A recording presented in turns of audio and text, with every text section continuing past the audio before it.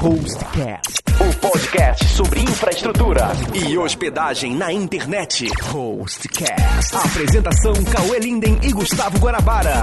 Olá, querido ouvinte, querido ouvinta. Chegamos agora a mais uma temporada do Hostcast. Essa é a 7ª temporada que começa agora em 2019. O meu nome é Gustavo Guanabara. Meu nome é Cauê Linden. E o meu é Michel Machado. E vocês já devem estar ouvindo a voz do Michel, se vocês são ouvintes assíduos. O Michel, ele gravou na 4ª temporada o episódio de Infra, que é Invisível e Essencial, que foi gravado em 2016. E antes disso tinha gravado o 3.1, 3ª temporada, primeiro episódio. Então você já tá na abertura de mais uma temporada. Na 3ª você pode pedir música no Fantástico. Ele nem deve saber que é música do Fantástico. É verdade. Que é o futuro da internet também de 2015. Então, você ouvinte, escuta esse até o final, sem problema nenhum. Depois ouve, quem tá ouvindo do Spotify ou no seu agregador de podcast favorito, episódio 3.1 e o episódio 4.3. Nesse episódio a gente vai falar sobre segurança da internet, infraestrutura, ataques, vulnerabilidades, falar de IP. A gente vai falar sobre o presente, passado e futuro dessa rede que a gente tanto gosta, e sem ela a gente não estaria nem escutando esse podcast. E essa vai ser nossa linha principal de discussão, então você não perde por esperar. A gente vai falar muito sobre alguns termos técnicos, mas se você não tem conhecimento, não tem problema nenhum. A gente explica tintim por tintim a partir de agora.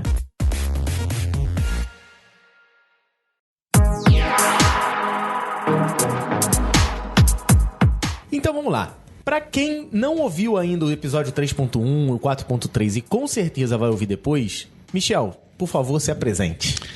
Bem, eu sou o diretor de tecnologia da Hostnet. Na verdade, não moro no Brasil, fico em Boston, porque eu trabalho com o pessoal da Universidade de Boston na área de pesquisa. E o meu papel é trazer tecnologia para a empresa. Tecnologias que eu me refiro não são nem as tecnologias que a gente usa hoje, são questões de tecnologias que estão sendo criadas. Muitas dessas tecnologias a gente não consegue trazer de uma forma que fique visível para o cliente, porque isso melhora a forma que a gente opera a empresa. Sim. Então essas tecnologias são, você pode dizer que é invisível, transparente, mas eu faço essa ponte. É claro que minha presença lá às vezes facilita alguns contatos. Por exemplo, não vou lembrar agora o ano, mas, por exemplo, isso facilitou que a gente tenha trazido o nosso contato com a Cloudflare, que foi quando, na época que a gente foi o único provedor no Brasil que tinha o tipo de contato que a gente tem. Você trouxe também, apresentou também a tecnologia de DMARC que a gente usa no e-mail, né? Bastante coisa legal. Muitas tecnologias que eu lido, na verdade, elas morrem antes mesmo de ter um apelo comercial. Mas isso é a natureza do processo de pesquisa. Sim. É como o sistema funciona. Então, essas tecnologias que a gente traz são as tecnologias que já alcançaram um nível de maturidade, um nível de desenvolvimento que é capaz de, ao menos, de funcionar na realidade. Show. Existe até uma expressão, não vou saber a palavra por palavra, mas isso é uma expressão do exército militar americano que diz basicamente o seguinte, que todo plano ele tem que ser modificado ou não sobrevive o contato com o inimigo. Basicamente é uma brincadeira que eles usam para poder expressar que você tem sempre que se adaptar ao plano. O plano nunca vai ser executado da forma como foi planejado, ele tem que ser adaptado. E você não pode ser cabeça dura de falar, não, vai ter que ser do meu jeito até o final, né? Exatamente. É basicamente, Cauê, você que tá mais ligado no negócio de futebol, o Michel é nosso olheiro no exterior, né? Verdade. Ele fica lá de olho na tecnologia e fala, vamos implementar isso daqui. Aí ele vem e fala com o André, né? Fala com o Ramiro, com o André e tudo mais, e implementa essas tecnologias. Verdade. Aqui. Então faz todo sentido. É o nosso olheiro, né? Então, Cauê, a gente separou aqui na nossa pré-conversa alguns assuntos e eu queria que você puxasse o primeiro. Acho que aproveitando o gancho de quando o Michel gravou com a gente, né? Ele gravou sobre o futuro da internet, a gente falou bastante sobre o papel do IP. E nas nossas conversas internas, o Michel sempre lembra pra gente que o IP é uma das tecnologias mais antigas que estão no dia a dia, né? Todo mundo que usa com a internet. E tem todo esse processo da migração do IPv4, IPv6. Será que daqui a 10 anos a gente ainda vai estar usando o IP? Que é muito engraçado, né? Que quando o IPv6 chegou, todo mundo falou assim, vai ter um tempo de migração e tudo mais. E o tempo foi passando. E assim, eu particularmente, não sei, eu não tô tão no mundo da infra quanto vocês. Se esperava mais, era para estar mais avançado do que está hoje, ou é impressão minha? Você está correto. As pessoas tinham uma expectativa que a implantação do IPv6 seria mais rápida. Se você for procurar números na internet, o IPv6 vem aumentando o número de instalações. Por exemplo, a gente soube Isso eu não vou te dizer quando é que foi feito, mas isso não é tão antigo. Hoje, quando o Facebook precisa requerer um conteúdo para poder preencher, seja uma comunicação pelo WhatsApp ou pelo Message, ou mesmo o conteúdo dele para poder mostrar o site, ele dá prioridade para o IPv6 se está disponível. Sim. E outros provedores e serviços web já fazem esse tipo de preferência. Só que, claro, ainda não é a base instalada em massa. Sim. Hoje, por exemplo, quando você viaja mesmo pelo mundo, você ainda tem o seu computador provavelmente vai conseguir um IPv4, mas não vai ter um IPv6 disponível. Então o IPv6 vem crescendo, mas de uma forma bem mais lenta do que as pessoas esperavam. E qual é o impacto disso, assim? Acho que primeiro o Guanabara podia dar uma explicada pra gente, pra quem é mais leigo, né? Sim, sim. Por que tem IPv6 e IPv4? O IPv6 a gente sempre atualiza tudo, né? Você mantém seu antivírus atualizado, você mantém seu sistema operacional atualizado, seu celular atualizado, e a gente não estava mantendo a internet atualizada. Tem gente que fica com a visão bem minúscula, que é assim, pensando, não, IPv6, IPv4, o IPv6 foi necessário pra gente ter mais hosts, né? Pra gente ter mais pontos de conexão na rede. Uma das coisas que o IPv6 faz é adicionar a possibilidade de ter mais máquinas conectadas. Porque o IPv4 funciona com os 4 octetos e tudo mais, e o IPv6 trabalha com endereços bem maiores. Então, é a mesma coisa que aconteceu, esse assunto, a mesma coisa que aconteceu aqui no Rio de Janeiro, no Brasil inteiro. Precisou se colocar mais uma letra na placa do carro, precisou se colocar mais um dígito na frente dos números de celular. Então, precisou-se fazer acréscimos ao IP para que ele pudesse aceitar mais máquinas. Essa foi uma das possibilidades. É a mais famosa entre a galera que vai falando. Mas não foi a única. Tem um monte de mecanismos de segurança que são muito necessários. Por exemplo, quando você atualiza o seu Windows, provavelmente um monte de falha de segurança foi atualizada. O teu iOS, quando você atualiza o seu Android, uma das coisas mais valiosas é a atualização de segurança. O IPv6 trouxe essa atualização de segurança bem forte também, apesar de a galera ver lá que não foi o ideal. Então foi um update, né? Que é como se fosse assim, a galera que tá com o Android antigo ainda não atualizou pro Android novo. É a mesma coisa, tá? A galera que tá com o IPv4 ainda não atualizou pro IPv6. E isso não depende só de você. O cara tá em casa agora ouvindo, falando, então eu quero atualizar. Onde é que eu baixo a atualização? Não tem isso. A tua infraestrutura tem que ser atualizada para que essa nova versão do IP possa ser. E eu nunca fiz uma explicação tão nervosa, porque eu tô falando um negócio e o cara mais especialista que eu conheço tá aqui do meu lado. Pra dar uma visão científica depois. Aí o Michel olha e fala assim, não, tá tudo errado. Eu gostei muito da sua analogia com a placa do carro. Isso é umas coisas de alto impacto. Não é só questão de aumentar o número de endereços IPs, porque quando você aumenta, você evita algumas coisas que a gente faz hoje. Por exemplo, hoje, quando tem muitos provedores estão chegando numa situação em que eles não têm IP suficiente para demanda desde clientes. Sim. E aí eles têm que botar você atrás de um firewall que vai mascarar o seu IP. Isso cria dificuldades para sistemas que fazem comunicação de ponto a ponto. Identificação do outro ponto, né? Não só identificação, mas comunicação. Porque, por exemplo, quando você está atrás de um firewall, você não pode abrir uma conexão com aquele cliente que está atrás do firewall.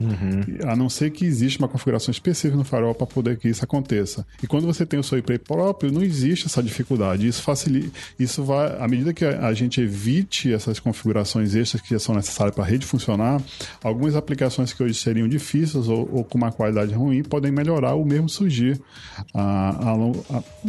não diria a longo prazo, mas para médio prazo, à medida que o IPv6 se torne uma realidade. O problema é quando é que ele vai se tornar uma realidade. Estamos esperando, né? E a outra coisa é que, apesar do número de computadores hoje, em termos de desktop, vir relativamente estável, o número de aparelhos, incluindo celulares e aparelhos que você pode usar em casa, vem crescendo a uma velocidade desproporcional. Não estou acompanhando isso em números, mas a gente já deve estar bem perto de ter mais equipamento que pode ter endereço IP do que endereço IP disponível. Sim, alguns IPv4, né? Alguns estudos que eu vi já tinham acabado já. Há alguns anos atrás já tinha acabado. Não sabe, tem a coisa do sensacionalismo, né, para fazer a explicação, mas eu acho que a gente está bem próximo. Mas qual o impacto que a gente tem hoje com essa... O impacto real que o usuário pode sentir se os provedores... Depende de quem, efetivamente. Dos provedores aderirem ao IPv6, pode ter alguma entidade que faça um movimento mais obrigando os provedores. O que pode ser feito em relação a isso? Essa é uma resposta que tem múltiplas partes. Eu vou me focar mais no recurso que gera para quem faz a instalação de IPv6. Para muitas pessoas, mudar do IPv4 para IPv6 é um aumento grande de custo, porque inevitavelmente você vai ser forçado a operar IPv4 e IPv6 por um bom tempo. Eu até prevejo que isso vai acontecer, por mais que a gente atinja um estágio onde IPv6 vá ser a rede primária, muitas pessoas ainda vão ter que manter IPv4 por vários anos depois disso. Pelo menos é a minha expectativa e pelo menos de outros pesquisadores com quem eu compartilho ideias, eles também veem da mesma forma. Então, você vai ter um aumento de custo, tanto de hardware como operacional, para poder manter. Até tá acontecendo esse movimento com a coisa do 5G aqui no Brasil, né? As próprias operadoras já estão num lobby aqui pra falar assim, não.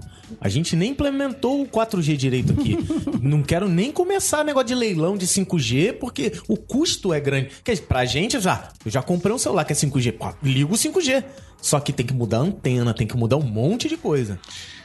O exemplo que você trouxe é bem oportuno, porque hoje, atualmente, incluindo os grandes operadores de internet como Google, Facebook, Amazon, que já tem uma motivação para motivar que as outras empresas migrem para IPv6, hoje os principais beneficiados da migração para IPv6 são operadores de telecomunicação.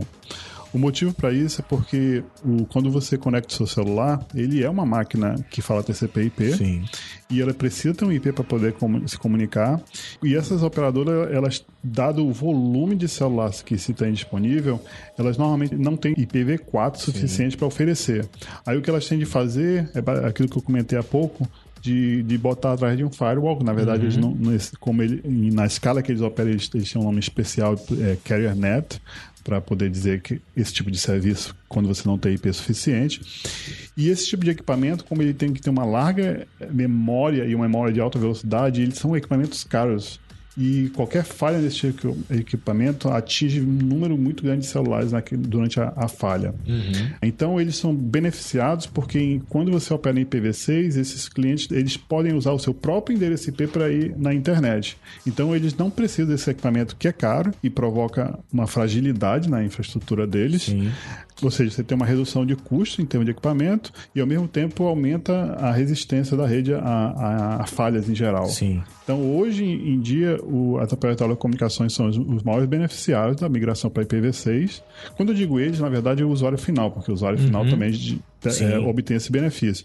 Eles, se você for procurar entre as empresas que mais fizeram o deployment ou a implantação do IPv6, você vai ver que as operadoras de telecomunicações começaram por elas, né? Eu não vou dizer que começaram por ela, mas elas estão entre as empresas que mais fizeram a implantação. Eu não tenho dados sobre as empresas no Brasil, mas isso é uma realidade de lá fora já. Deixa eu perguntar um negócio que foi uma curiosidade, eu lembrei o que eu ia perguntar antes. O IPv6 e o IPv4 hoje estão funcionando em paralelo, mas eles são retrocompatíveis? Tipo, se eu tiver endereçado em IPv4, eu consigo acessar um conteúdo que está endereçado em IPv6? Foi pensado nisso? Eles foram desenvolvidos com essa intenção?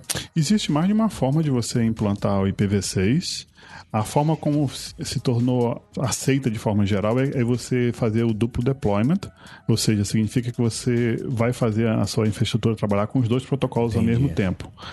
Uma forma muito comum é fazer a mesma máquina responder tanto pelo endereço IPv4 ou IPv6, mas isso é apenas uma simplificação, não existe a necessidade de ser a mesma máquina. Eu imagino que tem um número de empresas que não fazem dessa forma, mas o meio físico, por exemplo, as fibras óticas que a gente tem conectando os países, elas compartilham os dois, IPv4 e IPv6. Não, e aí vem a minha pergunta, já que a gente está falando de futuro. Você acha, isso aí também não é certeza, você acha que a próxima tecnologia para evitar fragilidades e problemas de segurança, já que a gente está falando de segurança, de alguma maneira, uma tecnologia futura, para ela ser boa mesmo, ela teria que quebrar isso? Tipo, a partir de agora não tem mais essa compatibilidade entre os dois, agora vai funcionar. Tipo, a Apple fez uma época. Chegou um momento do sistema operacional que falou assim, olha, daqui pra trás eu consigo atender, foi passado. Pra eu te atender da melhor maneira possível, parou aqui e começa uma coisa nova. Você acha que isso pode existir no futuro? Eu acredito que isso não vai acontecer por causa das condições do mercado. A Apple faz isso porque os clientes delas têm um poder aquisitivo maior. Entendi. Então eles podem se atualizar com uma velocidade maior do que em geral das pessoas em outros países. Mas você imagina um país que tenha um baixo orçamento para poder investir nisso, as empresas não são bem desenvolvidas, e essas empresas têm acesso a um hardware extremamente barato para IPv4, porque tu imagina só, se num certo ano IPv6 deve alcançar uma maioria da rede. Sim. Vai haver um estoque de hardware para IPv4 que não foi consumido, e isso para esses países mais pobres é uma oportunidade até de aumentar a rede deles. Entendi. Então eu vejo que IPv4 e IPv6 vão conviver por muito tempo, mesmo depois que IPv6 atinja a maioria da rede. Entendi. É porque basicamente é o que se faz com os celulares, né? Android, você tem um Android daqui pra frente, o Google atualiza. Daqui pra trás, acabou, sabe? Não tem como, porque a retrocompatibilidade dificulta. O Windows se prendeu muito a isso por muito tempo e acabou se ferrando, né? Tipo, o Windows 10 roda a coisa do Windows 95. Tipo, tá, beleza, mas isso é uma coisa boa por um lado, mas é ruim por outra, porque fica prendendo a tecnologia, né? Sim, por mais que às vezes no Brasil a gente tenha a perspectiva de que a gente está sempre atrasado, na verdade a gente não está numa situação tão ruim em termos tecnológicos ao mundo todo. Existe, por exemplo, hoje um movimento de empresas de telefonia, principalmente quem fabrica o telefone. Eles estão chamando lá fora de feature phone, que essencialmente são aqueles telefones que a gente tinha aqui no Brasil antes dos smartphones, que eles não tinham tinha alguns recursos, como tinha a sua agenda de contato, tinha algumas aplicações, um acesso muito limitado ao que você podia fazer com a internet. Só que esses telefones eles estão muito mais baratos do que um smartphone. Sim. Então hoje em dia eles estão voltando à tona e trazendo recursos que não existiam naquela época, mas o aparelho em hardware é muito parecido, ou muito próximo do que a gente tinha no passado, e usando isso como uma forma de atingir países que hoje o smartphone é inacessível em termos de preço e manutenção do custo do pacote de dados mensal. Ou seja, nós estamos trazendo aí, nós estamos falando de provavelmente alguns bilhões de irmãos nossos que não tinham acesso de forma nenhuma à internet, com um aparelho que agora ele consegue comprar. Bom. É claro que esse tipo de aparelho não deve fazer muito sucesso em países desenvolvidos, ou mesmo no Brasil, onde a maior parte da população tem acesso a algum smartphone, ainda que de forma simples. Acostumou, né? Eu imagino que em um país como o Brasil, ou mais desenvolvido como nos Estados Unidos, esse tipo de aparelho vai ser adequado para quem está de viagem e precisa de um aparelho para usar por um mês, por exemplo. Né? Exato. Como já existe algumas, mais ou menos nessa linha lá fora.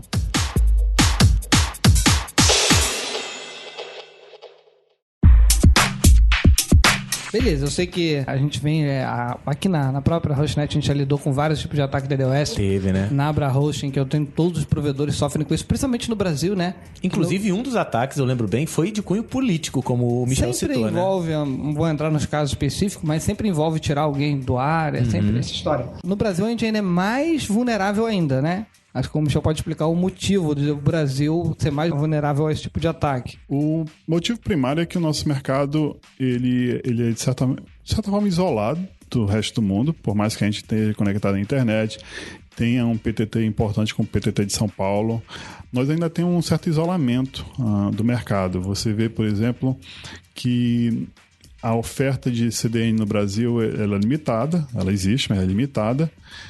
E isso acontece também com empresas de segurança, onde uma empresa de segurança normalmente tem uma ponto de presença muito forte fora do Brasil, mas extremamente limitado aqui no país. Então, se você contrata toda a sua proteção numa empresa dessa, você certamente está deixando uma porta, se o ataque vier massivamente de território nacional, essa empresa não vai poder te ajudar muito, né? Porque ela simplesmente não tem a infraestrutura que ela precisa ter aqui para poder te proteger. Tanto que aqui na Hostnet, parte da infraestrutura, né, essencial, os DNS e tudo mais, estão distribuídos, não são aqui dentro. Hoje, né? Eu falo, quando a gente conversa, sempre falo, manter DNS no Brasil é suicídio. Porque... E antigamente os ataques vinham mais do exterior. Hoje você já começa a ter ataque vindo pelo próprio ponto de troca de tráfego do Brasil, o que é muito mais difícil de controlar, porque quando o Michel falou, você contrata uma empresa de segurança, o que a empresa de segurança faz? Ela fica lá filtrando o ataque, mas normalmente você coloca isso pra filtrar o ataque que vem de fora. Porque se eu obrigar, a gente qual o serviço que a Roxanet... Existem vários tipos, eu não quero citar o nome da empresa específica, porque a gente pode vir a trocar e, na verdade... Mas tem a gente já serviço, trocou algumas vezes. É um serviço que filtra o ataque, mitiga o ataque. Ele é de fora, não quer dizer que eu não posso chegar e falar pro tráfico brasileiro e falar, vai lá... Fora, filtra e volta pra cá. Vai aumentar a latência da rede, vai ocasionar uma lentidão. Sim. Você pode degradar a tua rede ao ponto de dizer, não, ele tem que ir até lá fora pra poder filtrar. Então, é uma mais coisa que ninguém quer fazer. Incomoda, Isso ninguém quer fazer, na verdade. Então, o que envolve essas empresas tem um tráfego muito alto, filtram pra chegar na gente só o... E normalmente quase não usa, aquilo é como se fosse um segurança. Sim. O segurança não fica toda hora lá dando porrada nas pessoas que estão passando. O segurança só age quando... É seguro de carro, você paga e pode não usar, torce pra não usar, né? Pode ser, digamos assim. Você tem um serviço que você espera não usar, mas se tiver, ele tá lá. Exatamente. É um segurança, né? E no Brasil tem começado a ter ataques mais nacionais mesmo, e muito por operadoras de telecomunicação com equipamentos antigos que acabam não atualizando.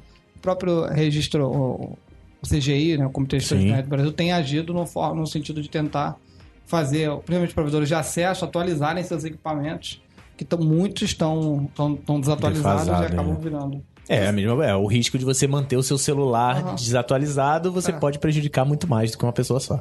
Particularmente na Roxanet, a gente teve um evento, acho que foi lá em 2015 ou 2014, assim, que mexeu muito com a gente, que acabou levando o Michel a alterar bastante a infraestrutura, e principalmente fez o Michel, irritou tanto o Michel que o Michel resolveu que vai resolver esse problema aí no médio prazo. Pra sempre agora. Ou, enfim, que teve uma motivação especial de, acho que quando a gente é muito atingido, né? Sim. E a gente a nossa honra. Nossa honra é manter isso aqui no ar. Tu fala, eu sei fazer direito, cara. Os caras estão fazendo de tudo pra prejudicar. Então eu vou trabalhar. Então o Michel, eu sei que tem ser desenvolvido, tem dedicado boa parte do tempo dele, do grupo de pesquisa que ele toca na Universidade de Boston, a uma solução open source para esse tipo de problema. Acho que o Michel podia falar um pouquinho sobre esse trabalho, Gatekeeper. Sim, a necessidade é a mãe da invenção, ou pelo menos um dos pais das invenções. Certamente no trabalho atual que eu faço, que é o projeto Gatekeeper, que é uma solução, é um sistema de proteção de DOS, ele é open source, está disponível no GitHub. O nosso amigo Guanabara vai poder botar o link em algum lugar. Tem na descrição. Tá ótimo, na descrição, para você, se você tiver interesse de conhecer o que quem está fazendo. O estágio do projeto está avançado, mas a gente precisa realizar vários testes para garantir a corretude do sistema antes de poder fazer a instalação em produção.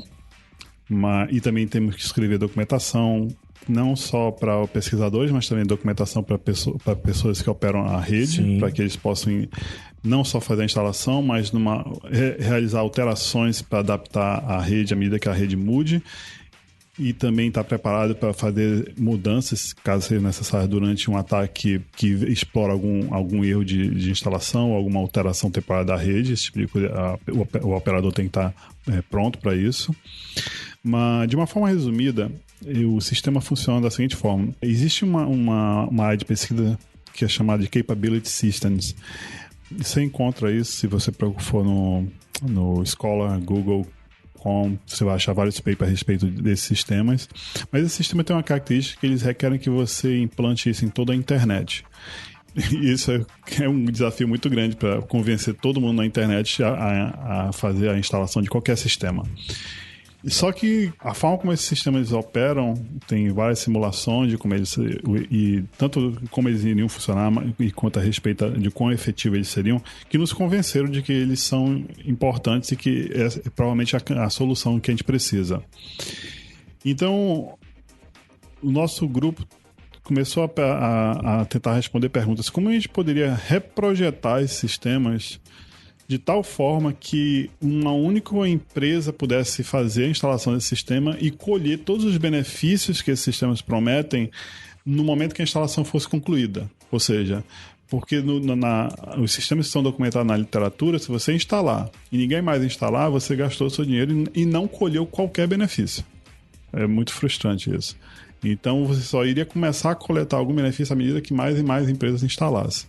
Então, a nosso objetivo era ter um sistema que, por exemplo, no caso, a Hostnet está se preparando para instalar, e que na hora que a Hostnet terminar, o benefício já está sendo colhido.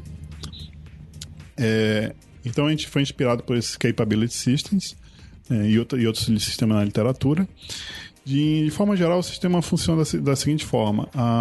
Vou usar o exemplo da Hostnet, porque a Hostnet está empenhada em fazer essa instalação.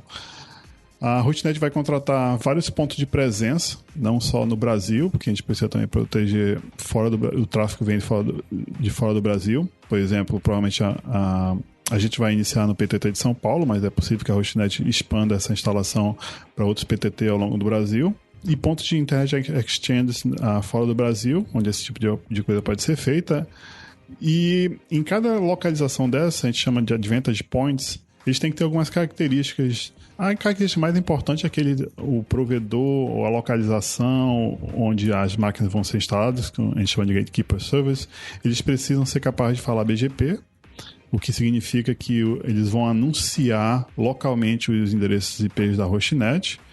E o que isso vai provocar é que a rede da Hostnet vai virar uma rede Ncast. Ou seja, dependendo de onde você conecta na internet, o seu pacote vai ser roteado para uma dessas localizações que é mais próxima. Que estiver mais perto, né? Exato. É diferente do broadcast, né? Uns termos de rede, né? O broadcast é quando você fala um ponto, fala para todo mundo. O Ncast é quando ele fala para os pontos mais próximos. Exato. Ou qualquer um deles, mas no modelo que a gente está falando aqui é o mais próximo. Uhum. Aí quando ele chegar nesse Vantage Point mais próximo, ele vai passar por um Gatekeeper Server, que vai ser o porteiro que o Cauê falou anteriormente no podcast. E esse porteiro ele vai tentar fazer algumas ações, mas ele não decide nada, o porteiro simplesmente obedece ordem. À medida que esse pacote, por exemplo, vamos dizer que a conexão é nova, ele vai encaminhar esse pacote para um Grantor Server.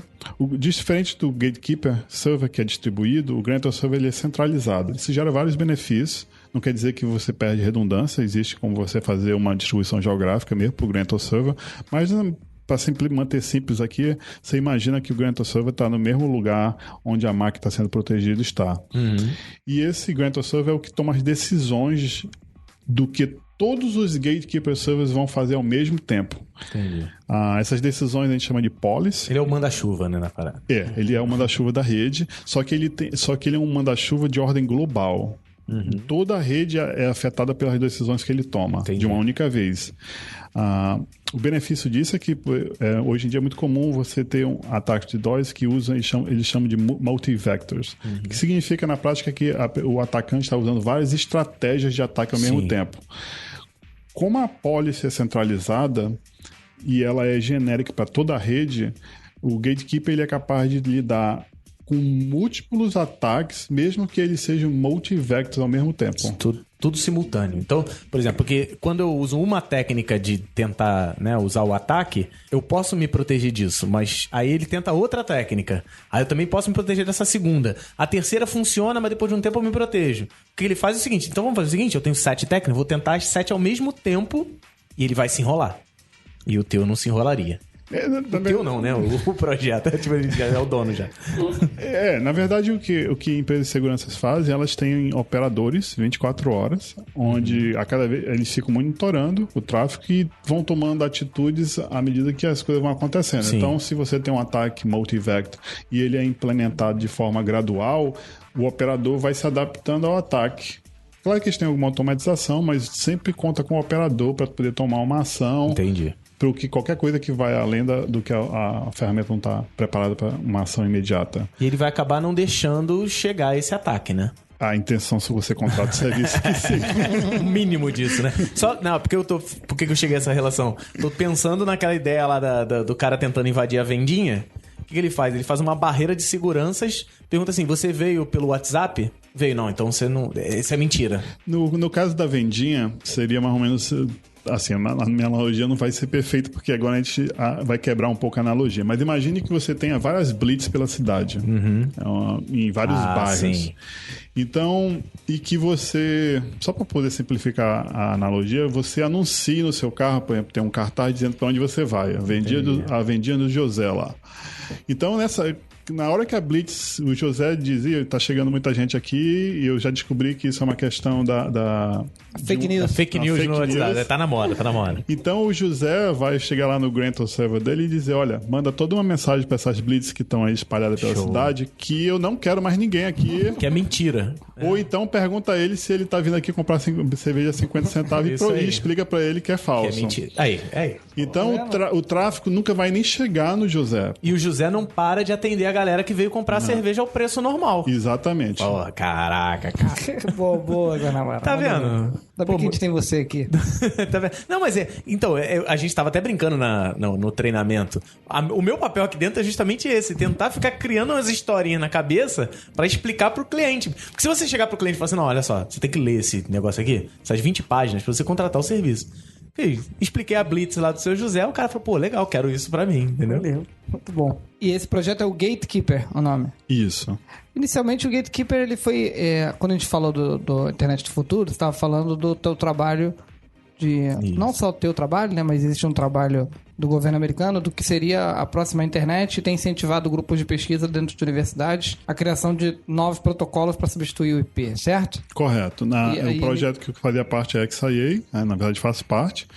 A gente trabalhou muito para poder desenvolver a XIA, só que à medida que a gente apresentava para empresas, aí aqui eu vou incluir empresas não só brasileiras, mas empresas principalmente americanas, por mais que eles entendam a necessidade de que eventualmente a gente precisa arrumar algo que vá substituir o TCP/IP, eles ainda não conseguem ver qual vai ser a motivação comercial que vai produzir essa transição. Eu lembro, por exemplo, não vou poder identificar a empresa ou pessoa, eu lembro uma pergunta que foi: tudo bem, digamos que você me convenceu de que isso é uma ótima ideia, isso é ele falando para mim durante a apresentação. Qual o problema que você vai resolver de imediato que eu possa apresentar para o meu gerente para a gente poder começar a fazer essa instalação? Mas eu tô de olho aqui na estrada, não adianta você me falar que tem uma curva, uma curva fina lá no final, se eu não conseguir nem ainda chegar naquela curva, né? Exato. Então, e esse problema, na época eu me senti um tanto frustrado de as pessoas de eu não conseguir passar para as pessoas a importância de lidar com isso, com coisas que vão além do nosso dia a dia. E tentando ver como a internet começou, eles tiveram o mesmo problema. A internet, quando ela começou a funcionar, eles não conseguiram vender isso para as outras pessoas fora do meio acadêmico ou meio militar, porque teve investimento da DARPA. Por que a internet deveria ser expandida? Sim. Eu lembro que numa entrevista com o Windsurf, qual até tive a oportunidade de conhecer em pessoa, é que a principal aplicação que ajudou o pessoal no Congresso e no Senado nos Estados Unidos a aprovar verba para a expansão da internet foi a ideia de que você não tem supercomputadores em todas as universidades e você interconectá-las com a internet, você permitiria que uma universidade que não tem acesso a um supercomputador pudesse abrir uma conexão e ter acesso ao terminal de um computador como se estivesse fisicamente. Isso foi uma coisa que teve um alto impacto político para expressar. E hoje ainda não se encontrou esse impacto, né? Para venda. Exato. Então hoje a gente não tem ainda esse gancho de persuasão para explicar não só para as empresas, mas para o mundo político, até porque se o governo americano não tivesse investido tanto para permitir que a internet se estabelecesse, talvez o mercado privado não tivesse coragem de investir. Quando você compra uma ação de uma empresa que já está numa bolsa, aquela empresa já passou por muitos estágios de persuadir os investidores de que elas deviam estar ali. E nesse processo de persuasão para entrar na bolsa, basicamente você diz claramente que você está vendendo algo de imediato, algo que não é para que é por curto prazo, ou se é uma aposta, às vezes como uma mineradora de algum minério como ouro, alguma coisa rara, que você está apostando que vai ser bem sucedido, mas que mesmo que demore, tanto para saber que você vai falhar ou que você vai ser bem sucedido, vai ser alguns poucos anos. Não tem isso que onde você está planejando o futuro da sua economia, porque hoje a internet ela é fundamental para qualquer país desenvolvido em termos econômicos. Eu não sei como é que está em questão de hoje as pessoas comprarem pela internet, mas hoje entra pelo menos quase todo mundo que eu conheço em Boston, mesmo pessoas que poder aquisitivo mais baixo, elas compram pela internet porque é muito prático. Aqui está aumentando bastante. O benefício não é só questão do preço. O preço é um benefício que motiva, mas eu diria até que motiva a pessoa que está comprando nas primeiras vezes. Mas se você parar para pensar o tempo que você poupa para deixar de ir numa loja, isso poupa muito tempo.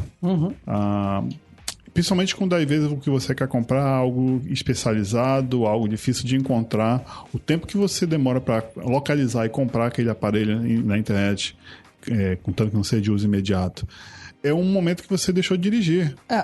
A Amazon está focando muito nisso, acho que o papel social da internet, né, econômico, acho que isso já está bem consolidado, né? Acho que não...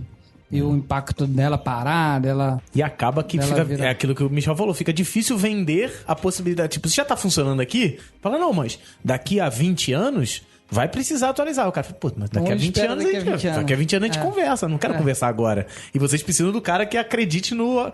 Agora pensar lá no futuro. Isso é complicadíssimo. E daí, pelo que eu entendi, então o Gatekeeper, que a princípio ele dependia dessa tecnologia, ele foi reestruturado para poder atender o problema de hoje. Exato. O Gatekeeper ele foi concebido nos primeiros momentos do projeto para trabalhar em cima da XIA.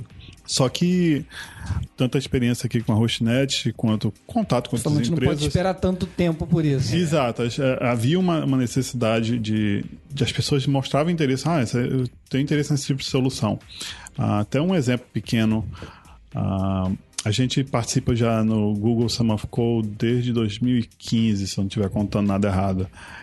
E a XIA, mesmo sendo relativamente pequena, porque as pessoas têm dificuldade de entender e instalar, foi acumulando estrelas no GitHub a respeito disso. O Gatekeeper, mesmo sendo um projeto mais novo, já está quase passando o número de estrelas que a XIA acumulou ao longo desses anos. Ele é mais realista. É mais imediato. E aí ele resolve uma dor imediata. Exato. Então, e olha que o Gatekeeper, nós estamos entrando agora nessa fase de teste para poder finalmente fazer em produção. As pessoas já estavam nos procurando antes mesmo de terminar o desenvolvimento. Entendi. Aí, acho que foi semana passada que a gente recebeu um cara entrando em contato com a gente, já querendo saber o estágio, se já pode, o quão estável é, se já está pronto para produção, porque ele tem interesse.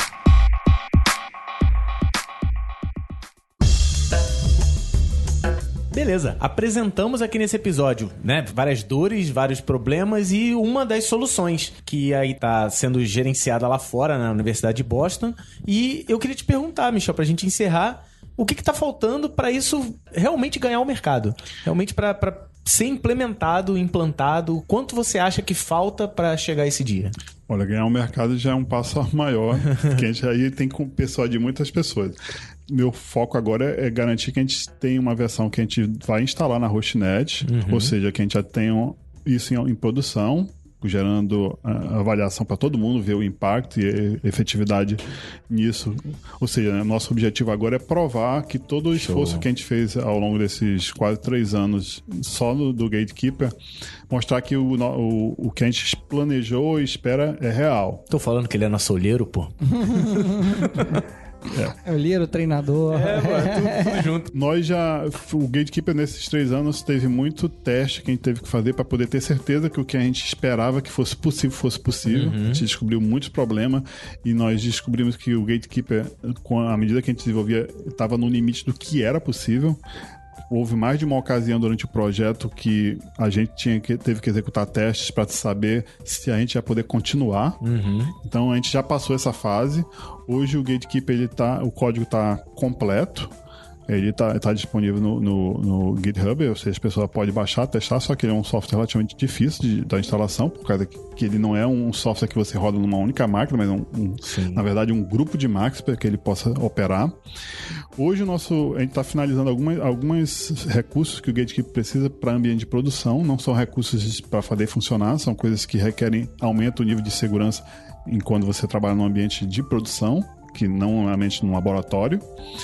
A gente precisa testar muito ele, porque provocaria provavelmente um impacto muito grande pro negócio da Hostnet se a gente fizesse a instalação do Gatekeeper e tivesse que remover por conta de bugs.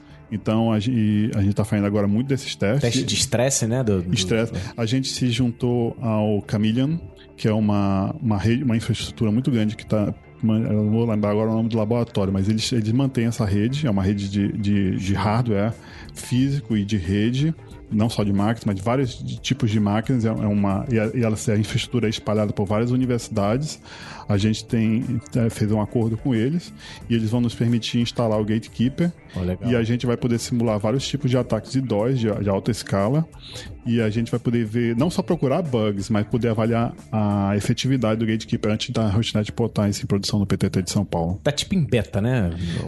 Exatamente, nós estamos numa fase de beta, só quando a gente conseguir convencer de que todos os testes que nos fazem se sentir tranquilos que, ok, se existe um bug ou alguma falha, é algo que a gente não sabe a respeito, e aí a gente vai ter que deixar isso operando 24 horas na Hostnet para poder saber que não existe mais, e mesmo que aconteça, a gente vai ter mecanismo de voltar ao roteamento antigo, da forma como operava, e eventualmente zerar e ter isso em produção. E o legal de tudo, né, como o Cauê sempre prega, todo mundo aqui da Hostnet, Michel também, vai ser software livre. Sim. Né? Isso, então, até aqui no Brasil, se o cara é estudante, quiser testar, vai lá no GitHub, baixa o projeto, verifica como é que funciona. Se quiser, Eu acho que ele não é um projeto para estudante, não. Eu acho que ele pode ser um DevOps, um dono de provedor que tem essa preocupação com segurança e é da área técnica.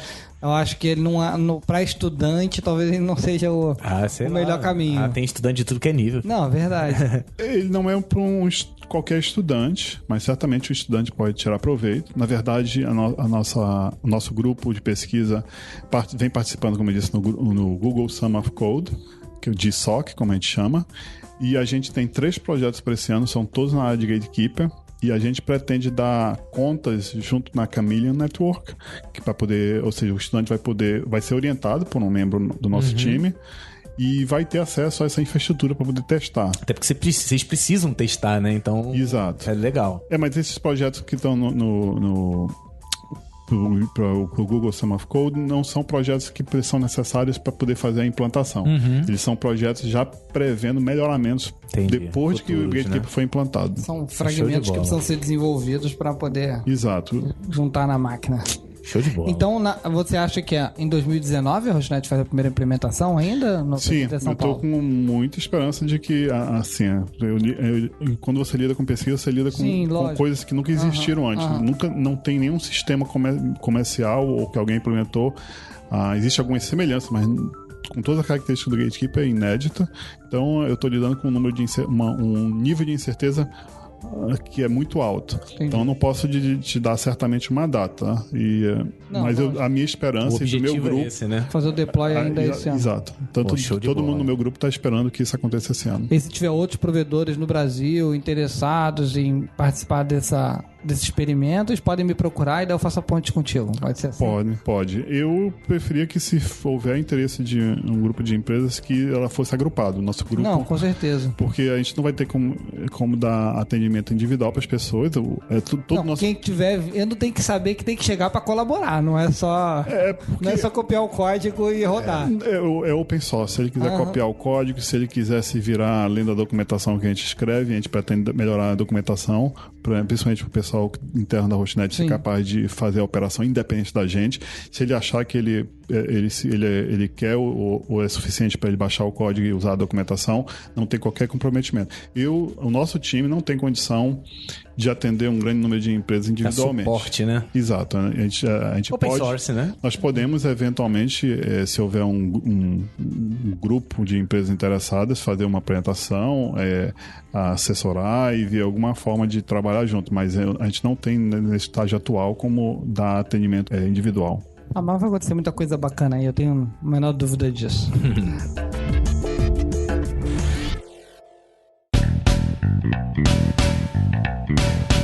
Então é isso, cara. Muita conversa, muito termo técnico. A gente tentou explicar a maioria aqui. é na mesma pegada, lembrando, você ouvinte pode ainda ouvir os episódios 3.1. Cara, agora a maior facilidade do Hostcast é estar no Spotify. Botou lá no Spotify, Hostcast, botou na busca, né?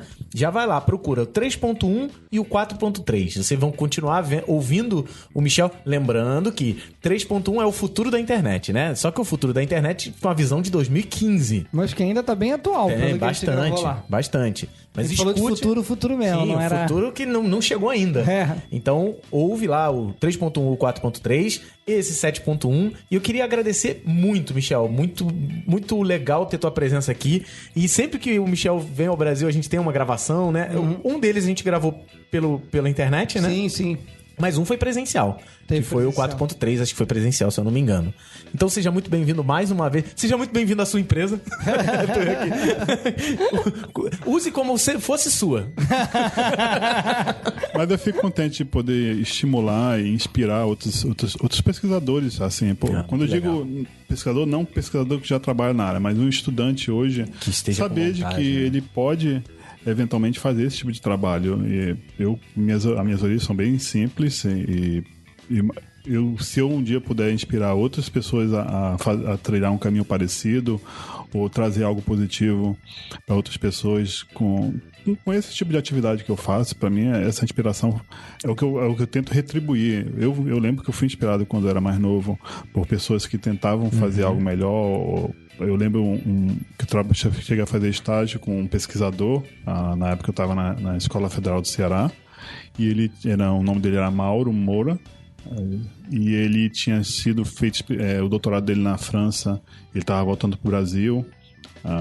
E assim, ele me inspirou bastante para poder eventualmente seguir chegar ao meu doutorado. Então, se uma entrevista como essa estiver inspirando, ainda que seja 5 estudantes, isso vai um progresso pra gente. Com certeza. E você, ouvinte, a gente tem, tá começando a 7ª temporada agora. Obviamente, você chegou à conclusão que existem outras 6. Então, se você tá chegando agora, veio pelo Instagram, né, que tá crescendo pra caramba. Você é ouvinte novo, cara, você tem muitas temporadas, muitos episódios pra ouvir. Assina, né, vai lá, mantém no Spotify lá assinado. Se você tá utilizando qualquer agregador, o WeCast, o agregador nativo do iPhone, enfim, como todo mundo tá dizendo, todo ano é o ano do podcast, mas agora o Spotify tá vindo aí pra se tornar o YouTube do áudio.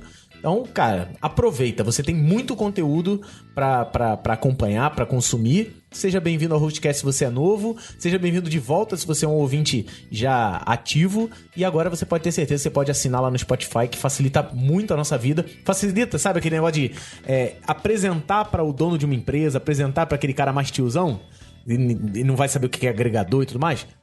Você tem um Spotify aí? Beleza. Faz uma busca por Hostcast e ouve só esse episódio, né? Escolhe os melhores pra apresentar. Apresente o podcast, o Hostcast, pra pelo menos 3 pessoas fazer. Você tem lição de casa pra fazer. Então é isso, chegamos ao fim do primeiro episódio da 7ª temporada. Vem muito mais coisa legal por aí. Essa temporada a gente vai falar sobre tecnologias envolvendo, né, futuro e tudo mais. Então seja muito bem-vindo. Espere muitas coisas boas vindo por aí em 2019. Um grande abraço e até a próxima. Um abraço. Um abração, pessoal.